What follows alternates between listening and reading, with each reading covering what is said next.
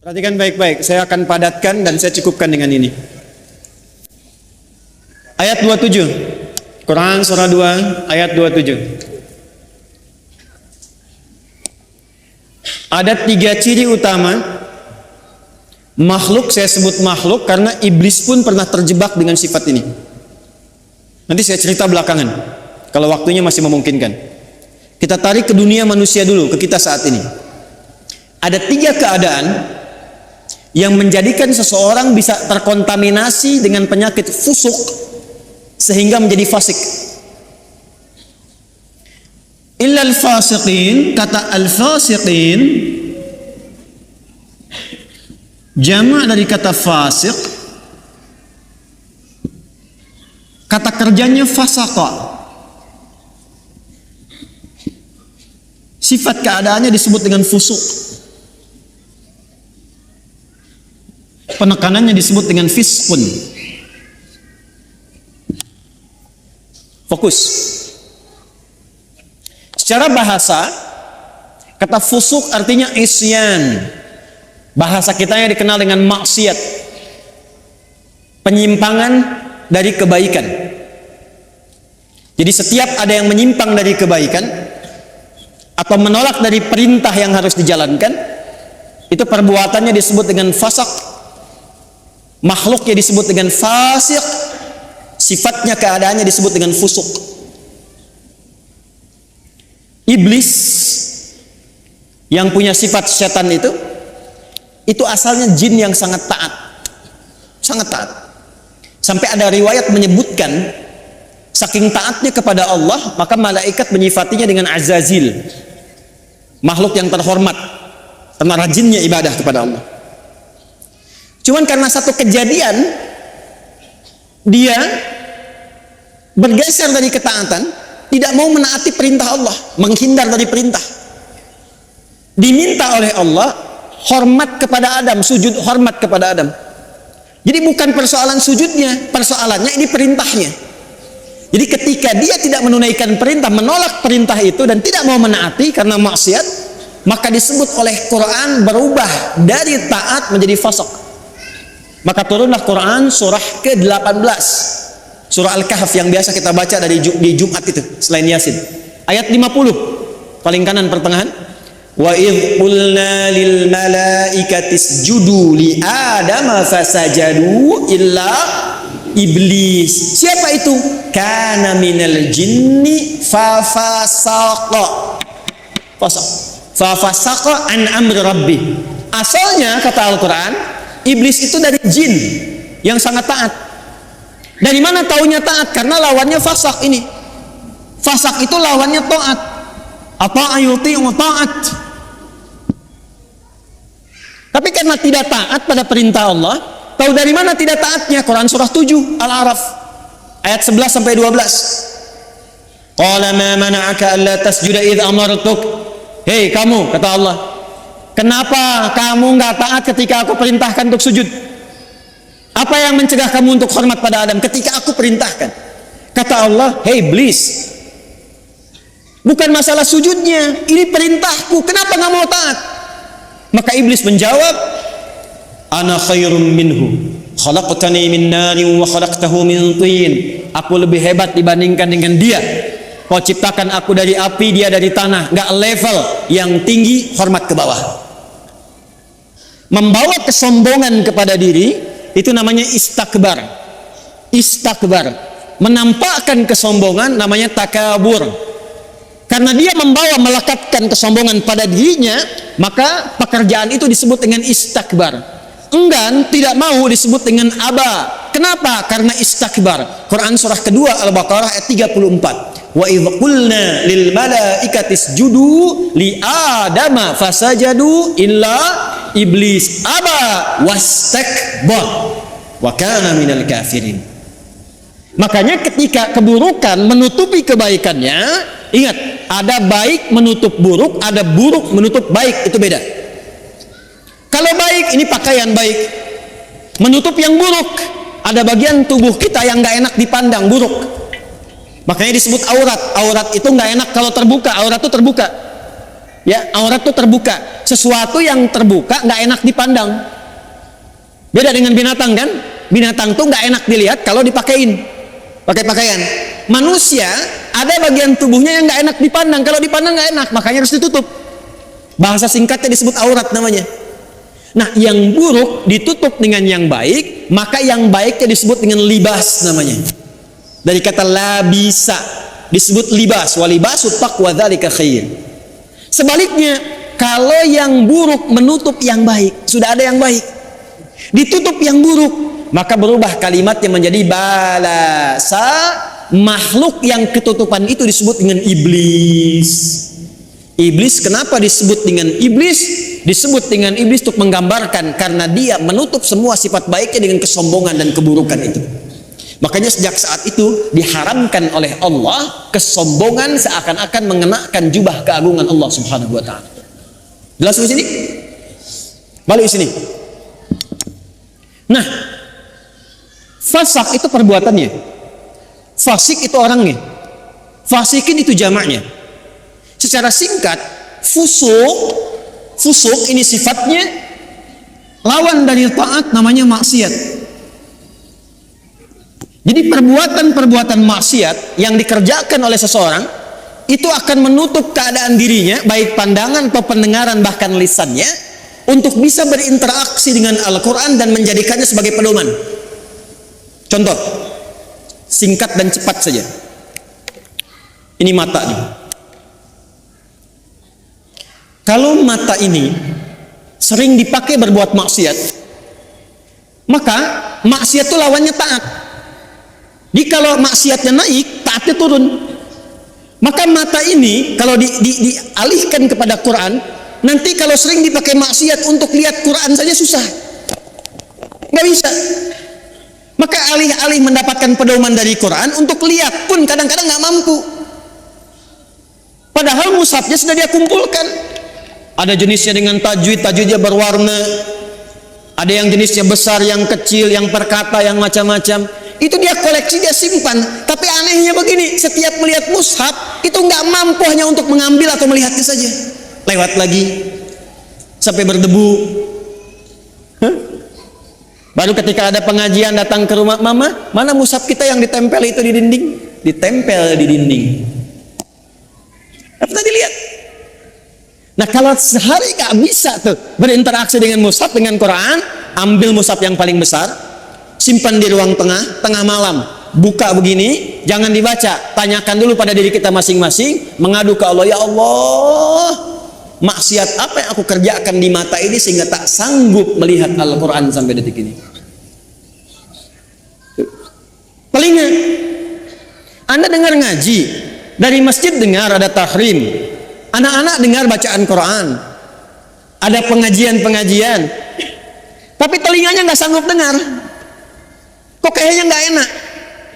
Ada yang gelisah, ada yang jenuh, bahkan ada yang anti. Artinya apa? Telinga ini seringkali digunakan untuk mendengar yang salah, maksiat. Quran surah ke-6 misalnya ayat 25, wa fi adhanihim waqra, di telinganya ada sumbatan. Telinganya ada sumbatan. Nah, ada 3 perbuatan besar dari maksiat ini yang kalau dikerjakan itu, dan kita berlindung pada Allah dari 3 perbuatan ini, kalau dikerjakan itu maka secara otomatis dia akan mempengaruhi pelakunya langsung mendapatkan sifat fusuk dan berpotensi menjadi fasik sehingga tak mampu mendapatkan pedoman-pedoman dan petunjuk dalam Al-Quran. Secara cepat, apa saja perbuatannya untuk kita tinggalkan dan kita jauhi? 1. Alladzina yanquduna 'ahdallahi min ba'di mitsaqih. Perhatikan baik-baik. Yang pertama, penyakit ini berpotensi menyerang semua kalangan, karena itu menggunakan kata alladzina. Disebutkan sebanyak 1080 kali dalam Al-Quran, mencakup semua tanpa kecuali. Laki-laki, perempuan, besar, kecil, tua, muda, dan seterusnya.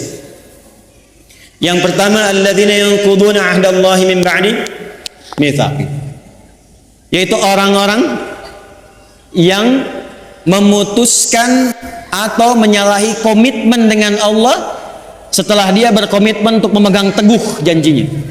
menyalahi komitmen dengan Allah. Komitmen dengan Allah.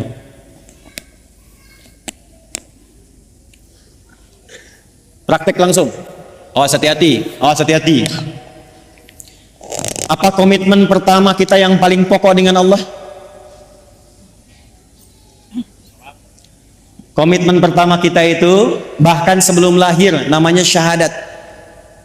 Quran surat 7 catat ayatnya, Al-A'raf ayat 172. Wa idza akhadha rabbuka min bani adama min zuhurihim dzurriyyatahum wa asyhadahum ala anfusihim alastu bi rabbikum qalu bala syahidna an taqulu yaumal qiyamati inna kunna an hadza ghafilin. Komitmen pertama kita adalah asyhadu an la ilaha wa asyhadu anna. Bahkan untuk menjaga komitmen ini tiap hari kita sholat untuk menjaga komitmen ini. Makanya setiap sholat kita tahiyat, kita bacakan dalam tahiyat asyhadu an la ilaha wa asyhadu anna muhammadan. Perhatikan, maka dari sini muncul dua turunan. Turunan pertama langsung pokok komitmennya syahadat. Yang kedua amalan penguatnya sholat. Komitmen pokok asyhadu an la ilaha. Apa arti kalimat Allah? Arti kalimat Allah itu dua yang pokok. Satu, yang dipertuhankan. Yang dipertuhankan. Jadi Allah itu bukan sifat, Allah itu nama. Ya, bukan sifat. Kalau ada yang bertanya siapa Allahmu, itu salah. Karena Allah itu nama. Siapa nama Tuhanmu? Allah. Makanya ketika orang-orang Quraisy, orang kafir bertanya pada Rasulullah, siapa nama Rabbu Muhammad? Karena engkau menyebutkan Rob. Qul a'udzu birabbin nas, qul a'udzu birabbil falaq. Siapa namanya? Maka turunlah surah Al-Ikhlas. Qul, katakan Muhammad sallallahu alaihi wasallam, huwa, yang dimaksud Rabb itu Allah. Nah, Allah ini punya dua arti pokok. Pertama adalah yang dituhankan, satu-satunya yang dituhankan. Ini. Yang kedua, yang diibadahi. Kedua makna ini ada di Quran surah ke-20 ayat 14. Allah mengenalkan dirinya kepada Musa alaihi salam dengan dua makna ini. Innani anallah, kata Allah, akulah Allah. Nama. Apa artinya Allah? La ilaha illa ana. La ilaha illa. La menolak. Ilaha yang dipertuhankan, illa menetapkan. La-nya nafi, illa-nya isbat. La ilaha, tidak ada satupun yang dipertuhankan. Illa, kecuali kata Allah, ana, Allah. Kecuali saya, kata Allah. Maka kalau sudah mengatakan Tuhan saya Allah, Anda mengatakan asyhadu an la ilaha illallah, maka komitmennya jangan pernah menuhankan selain Allah. Paham? Saya ulang, jangan pernah menuhankan selain siapa? Ingat, kita menghormati keyakinan orang lain. Dan toleransi tertinggi dalam menghormati itu adalah tidak mencampuri ketuhanan di luar apa yang kita yakini. Karena itulah ayatnya berbunyi lakum dinukum la ikraha. Jangan ganggu, nggak boleh. Hormati saudara kita, yang Kristen, yang Hindu, yang Buddha, yang Konghucu, hormati. Tapi jangan campuri. Karena toleransi terbaik itu tidak mengikutinya. Silahkan masing-masing, jangan ganggu. Nggak boleh merasa terganggu, tapi jangan ikut-ikutan. Nggak usah ikut-ikutan. Toleransi tertinggi dalam akidah itu zero tolerance, supaya saling menghormati. Ya, karena kalau Anda datang ke tempat itu, Anda ingin menghormati tapi ikut-ikutan, itu terjadi sifat munafik nantinya. Ya, di lisan iya, di hati mengingkari. Itu nggak boleh. Islam nggak suka begitu. Antara lisan dengan hati itu harus sama. Ya, jangan sampai, mohon maaf, ya, lisannya berkata, ya, ikuti senyum, tapi hatinya mengingkari. Salah sesembahanmu, itu bukan Tuhanmu. Nah, Islam nggak mau begitu. Hormati orang lain, silahkan yakini apa yang Anda yakini. Kalau pengen tahu tentang Islam kami ajarkan, ya, tapi jangan ikut-ikutan dan tidak boleh mengganggu. Itu yang paling indah. Lakum dinukum Karena itu kalau sudah la ilaha asyhadu an la ilaha maka tidak boleh mengatakan kalimat ini. Camkan ini. Tuh. Kedengaran? Begitu Anda lakukan, ambulan nanti siap menanti. Dan ambulannya malaikat maut itu yang paling sangat menegangkan. Kalau sudah mengatakan la ilaha asyhadu an la ilaha, itu komitmen, maka tidak boleh ada kalimat ini. Camkan. Semua agama sama, menuju pada Tuhan yang sama, cuman caranya beda-beda. Maka itu sudah mulai pelanggaran terhadap komitmen.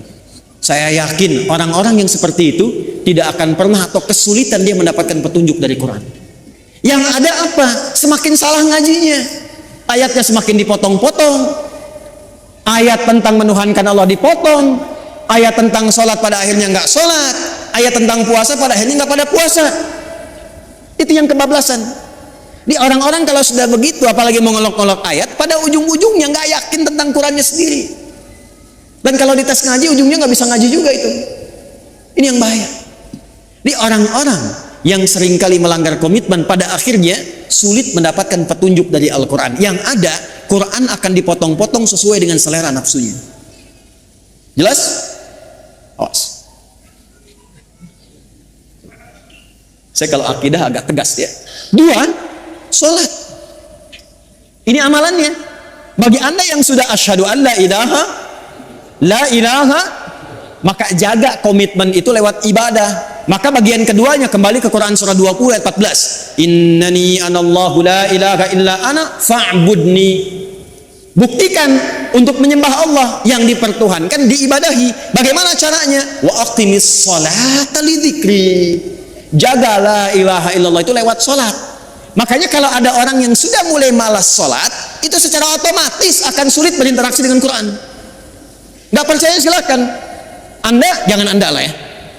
Kalau ada orang yang sudah mulai malas sholat, bahkan meninggalkan sholat, jangan harap dia mau ngaji, apalagi mendapatkan petunjuk dari Quran.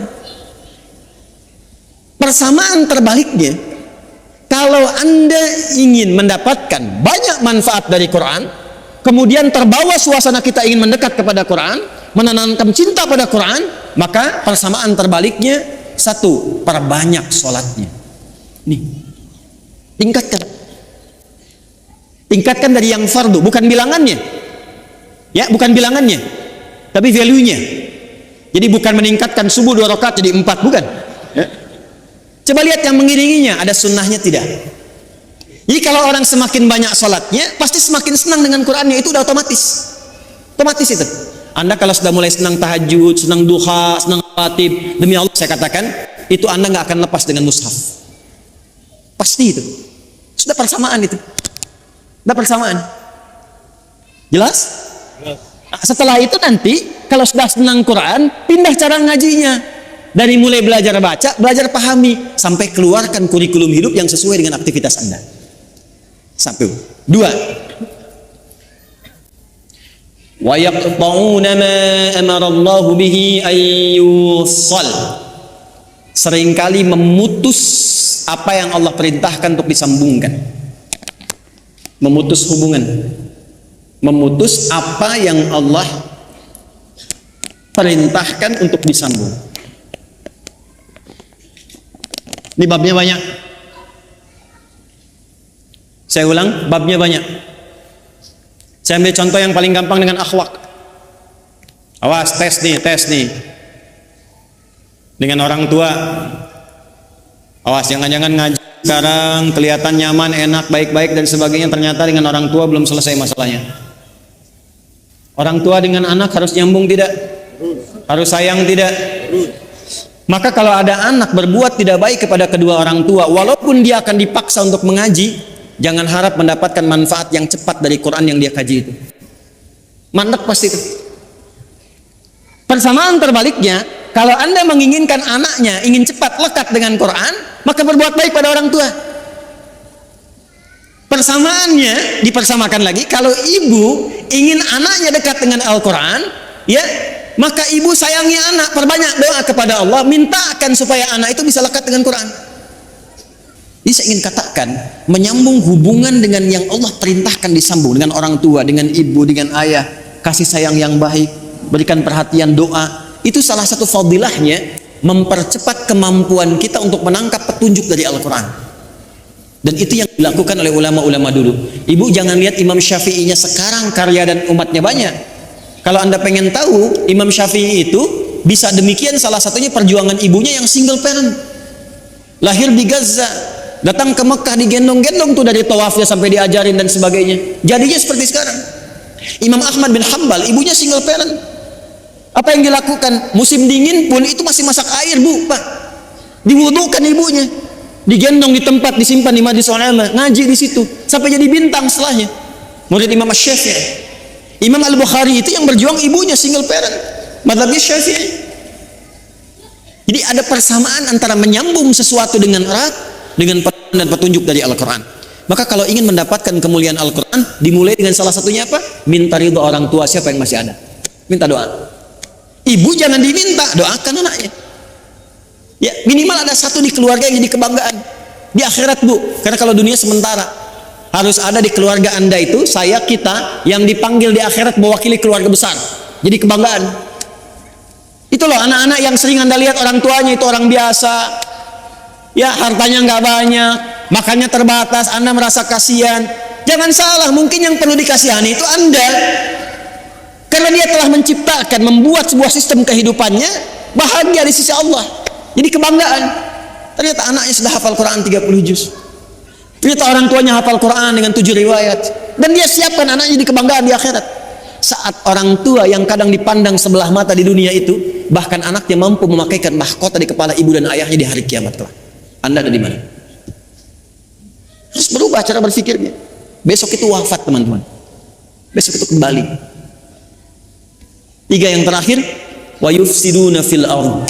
Orang yang senang merusak. Fasad. Senang merusak. Fasad itu definisinya banyak. Ya, mencuri merusak tidak? Menipu merusak tidak? Mencela merusak tidak? Jangan harap Anda ngaji, datang ke pengajian tapi senang mencela orang lain. Jangan harap mendapat petunjuk dari Quran dengan cara yang benar. Anda kerja, ngambil harta yang haram, korupsi, menipu dan sebagainya. Jangan harap dekat dengan Quran. Makanya orang-orang yang korupsi itu bisa dicek deh, pasti nggak bisa ngaji.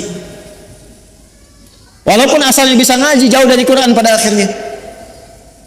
Saya di Libya pernah satu majlis dengan salah satu tokoh yang diagungkan oleh kalangan liberal. Namanya Jamal Al-Banna. Jamal Al-Banna ini dulunya itu salah satu yang sangat concern dalam hadis, hafal Quran. Tapi satu kali terjadi perubahan dalam hidupnya, singkatnya dia keluar ke barat. Di barat berubah pandangannya, punya interaksi yang salah, yang keliru, maka pikirannya berubah menjadi liberal. Satu kali ke Libya, ke Tripoli, jadi kami itu punya pelajaran salah satunya al-istishraq wa tansir, gerakan-gerakan orientalis, tokohnya siapa aja. Dahsyatnya kurikulum di sana, kalau sudah belajar nanti tokohnya diundang kalau masih hidup. Jadi kita berdialog, tahu pemikirannya bagaimana. Secara singkat, masih ada videonya sampai sekarang. Gambarnya, fotonya saya masih ada. Itu begitu datang, kita duduk sama menyimak. Itu membaca yang paling ringan dalam Al-Quran yang jadi favorit Anda sekalian. Kan ada 3 surat paling favorit di muka bumi untuk setiap muslim saat ini. 3 qul terakhir kan? Ya, qul huwallah, qul a'udzu birabbil falaq, qul a'udzu birabbin. Itu baca Al-Ikhlas, qul huwallahu ahad, tertukar-tukar nggak selesai-selesai. Qul huwallahu ahad, Allahu lam yalid wa lam yakul huwallahu ahad, Allahu, sampai istighfar para mufti yang ada pada saat itu. Astagfirullah, astagfirullah. Nggak bisa bayangkan. Apa? Karena Quran yang baik tidak akan bercampur dengan yang kotor. Jadi kalau sudah mendapatkan dengan cara yang kotor, harta yang kotor, pikiran yang tidak baik, nggak akan pernah Quran jadi petunjuk dalam hidupnya. Ini. Maka kalau ingin jadi ahli Quran, jangan merusak. Anda mahasiswa jangan nyontek. Jadi mahasiswa yang jujur, bekerja yang benar, belajar yang benar, masuk kelas disiplin. Nanti kalau Anda udah jadi ahli Quran, Anda akan menikmati bagaimana Anda menuntut ilmu. Jadi senang belajar itu, nikmat, nyaman. Ya, dan potensi Anda akan muncul, menapak ke bumi, terhubung dengan Allah dengan sangat kuat. Energi potensial begitu kan? EP sama dengan M dikali G kali H kan? Energi potensial sama dengan M dikali G kali H, gitu kan? Massa kalikan gravitasi kalikan ketinggian. Anggaplah ini Anda, gravitasinya menapak bumi dengan aktivitas Anda, H-nya height, tersambung ke atas. Walaupun ini adalah mengambang yang tidak menempel, tapi potensinya ada di situ. Kalau Anda mampu memijak bumi dan menyambungkan diri Anda kepada Allah dengan kuat, maka semua potensi yang ada pada diri Anda akan keluar. Tinggal Anda rubah itu menjadi kinetik. EK sama dengan setengah M dikalikan V kuadrat. M kalikan V kuadrat. Usaha Anda nggak akan banyak lagi, cukup setengah, tapi percepatannya banyak. Kalau Anda ingin rubah jadi pekerjaan dan beraktivitas, gabungkan potensial dengan kinetik, maka dia menjadi energi mekanik. IM sama dengan EP dikalikan EK. Anda fisika belajar nggak sih? Mana yang ITB jurusan fisika? Betul nggak ini? Hah? Betul nggak? Betul kan? Tapi nanti energi itu juga bisa berubah. Mesti ada daya, mesti ada kekuatan, mesti ada waktu. Makanya rumus energi nanti berubah kan ketika masuk ke energi listrik, ya kan? W sama dengan apa rumusnya? P dikalikan T kan? Ini dayanya, kekuatan, ikhtiarnya, waktunya terbatas. Jadi Anda mengeluarkan energi itu, ya itu terbatas waktunya sampai ajalnya tiba. Quran surah 7 ayat 34. Maka manfaatkan waktu sebaik-baiknya, tanamkan jarak dengan kuat, atur kecepatan dan manfaatkan waktu dengan baik. Maka muncullah rumus jarak S sama dengan V dikalikan T. Halo? Saya senang fisika itu. Saya masih senang belajar baca sekarang. Kalau waktu-waktu senggang saya ke toko buku, yang saya beli itu fisika, kimia, modul-modul sekolah gitu, saya pelajari lagi, saya lihat-lihat. Kenapa? Karena Allah mendesain alam semesta ini untuk bisa dibaca dan dikaji, dan pusat kajian itu dasarnya berupa pengetahuan. Allah menetapkan nih, kan fisika itu membaca alam kan? Bagaimana matahari berputar, berotasi, bumi demikian, interaksi awan dan sebagainya sampai di bumi, di laut dan seterusnya. Maka Allah berfirman, "Inna fi khalqis samawati wal waqtilafil laili wan nahar la ayatil ulul albab." Itu melihat, meriset, menghitung, maka memunculkan ilmu. Nah, ilmu ini itu untuk melihat, meriset tadi untuk membuktikan kebenaran Allah. Benar nggak seperti yang Allah firmankan? Makanya orang yang pintar itu tujuan kepintarannya untuk mengenal Allah. Di semakin Anda pintar fisika, pintar kimia, pintar matematika, pintar biologi, semakin Anda mengenal Allah. Jadi kalau Anda jadi pakar di bidangnya tapi nggak kenal Allah, Anda masih bodoh. Catat tuh.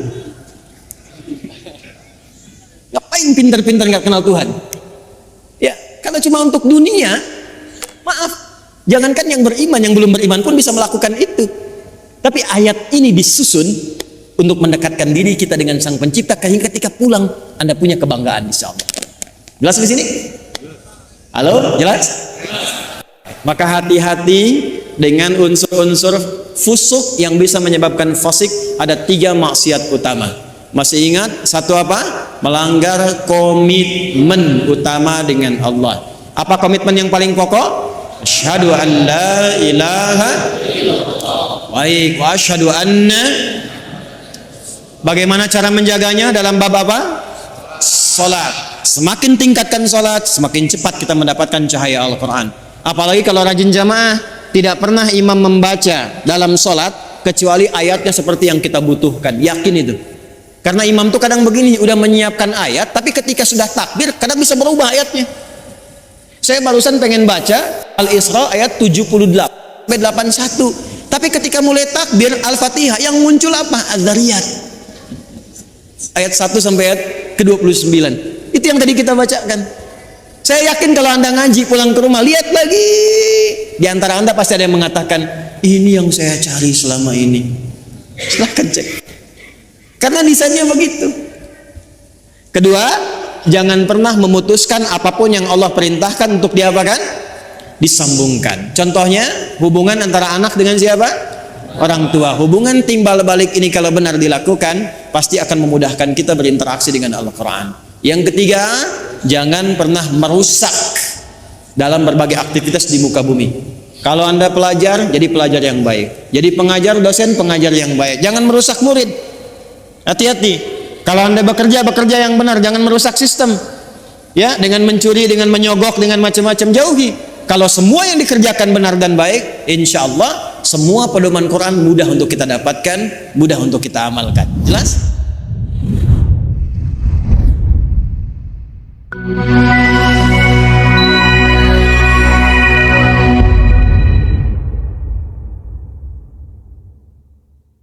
Bismillahirrahmanirrahim. Assalamualaikum warahmatullahi wabarakatuh. Alhamdulillah, wassalatu wassalamu ala rasulillah wa ala alihi wa sahbihi wa man walah, wa ba'd. Saudara-saudariku, semoga kita semua senantiasa dalam rahmat dan ridha Allah subhanahu wa ta'ala, diberikan kemampuan, kekuatan untuk selalu mengkreasikan aktivitas kita bernilai baik serta bermuatan amal saleh yang insya Allah bisa kita bawa pulang menghadap Allah subhanahu wa ta'ala saat ajal yang telah ditetapkan itu tiba bagi kita semua. Di antara amal terbaik yang pernah juga ditunjukkan oleh Rasulullah SAW dalam rangka mencari bekal pulang kembali menghadap kepada Allah, di antaranya adalah wakaf.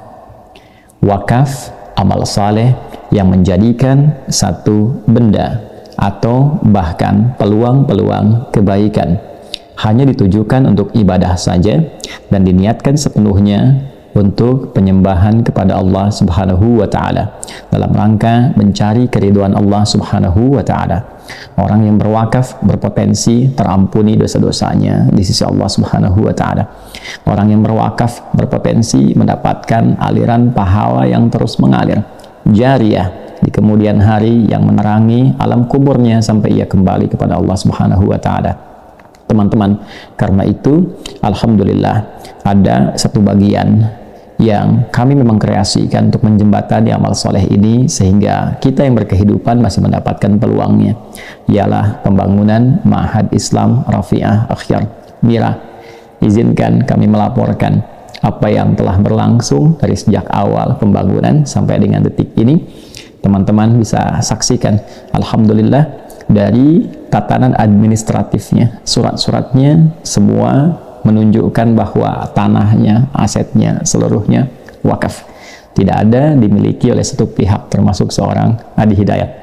Insya Allah semua aset tanah wakaf, semua bangunan yang ada di dalamnya wakaf, dan kami pun mewakafkan tenaga, pikiran, pengetahuan, bahkan harta yang insya Allah juga bisa kita tabung dan kita kumpulkan untuk mengisi kegiatan di pesantren ini, sehingga ke depan ada calon-calon ulama, ahli Al-Quran, ahli hadis, ahli fikih Islam yang kita bisa kontribusikan untuk membangun dan memakmurkan negeri tercinta Indonesia ini, dan juga bisa menginspirasi nilai-nilai Islam yang penuh dengan kemuliaan, toleransi, kebaikan, dan kekayaan pengetahuan yang membangun peradaban bagi dunia seutuhnya. Insya Allah. Sampai saat ini, alhamdulillah, proses pembangunan seperti Anda bisa lihat, ada masjid yang sedang berproses, sudah selesai struktur rangka baja sampai dengan ke atas, berlangsung insya Allah ada pengecoran, dan mudah-mudahan ke Ramadan ini dalam 4 bulan ke depan bisa diselesaikan setidaknya lantai 1 sehingga insya Allah bisa digunakan untuk kegiatan ibadah khusus di bulan Ramadan. Asrama juga insya Allah kita sedang berjalan membangun, kemudian juga ruang kelas, guest house telah disempurnakan sehingga insya Allah dalam waktu yang tidak lama ke depan sebelum santri-santri formal masuk, kita akan gunakan terlebih dahulu untuk mentraining, memberikan pelatihan bagi para pendamping calon guru-guru yang akan mengisi di dalamnya. Untuk itu masih ada kesempatan teman-teman yang ingin berwakaf, mengambil peluang sebelum semuanya selesai dan tuntas dan tidak kami buka kembali, maka dipersilahkan teman-teman untuk berinvestasi wakaf di dalamnya. Bukan konteksnya berdonasi, bukan konteksnya untuk menyumbang, karena ini memang bukan sumbangan. Ini adalah investasi teman-teman sendiri dalam bentuk wakaf, dalam wujud beramal saleh. Teman-teman dapat menyalurkan ke rekening BSI Bank Syariah Indonesia, nomor rekening 111 3 kali satunya 111 4 kali 4-nya 4 142 111 4 142 atas nama Yayasan Ma'had Islam Rafi'ah Akhyar. Terkhusus untuk masjid juga kita khususkan ada rekening khusus yang kita kerjasamakan wakafnya melalui kitabisa.com. Alhamdulillah kami berdiskusi dan wakafnya kitabisa.com tidak mengambil 1 sen pun dari pembiayaan ataupun administratif. Semuanya dikhususkan sepenuhnya 100%. Jadi tidak akan pernah ada potongan, semua yang ditampung lewat rekening itu akan disalurkan seutuhnya untuk pembangunan masjid saja. Jadi kalau ada yang ingin berwakaf khusus untuk masjid, boleh menggunakan rekening yang ditampung di kitabisa.com tanpa potongan sedikit pun. Dan insya Allah jika teman-teman misal ada 100.000 orang ya hanya mengeluarkan 20.000 saja untuk berwakaf, insya Allah dalam 4 bulan masjid itu bisa selesai dan Ramadan bisa kita gunakan dengan baik. Teman-teman, terima kasih, semoga diterima oleh Allah Subhanahu wa Ta'ala apa yang telah kita ikhtiarkan. Kami hanya berusaha untuk mengajar, menempati untuk mengajar, tidak memiliki, dan menyiapkan kembali murid-murid yang kita kirim keluar, kita biayai dengan izin Allah, sehingga mampu meneruskan aset yang kita harapkan punya nilai di hadapan Allah Subhanahu wa Ta'ala. Jika kelak saya berpulang, sudah ada insya Allah murid yang meneruskan, sehingga wujud amalan kita dengan izin Allah tetap berlangsung sampai kita kembali berpulang, sampai kehidupan berakhir. Terima kasih, semoga Allah ridai. Assalamualaikum warahmatullahi wabarakatuh.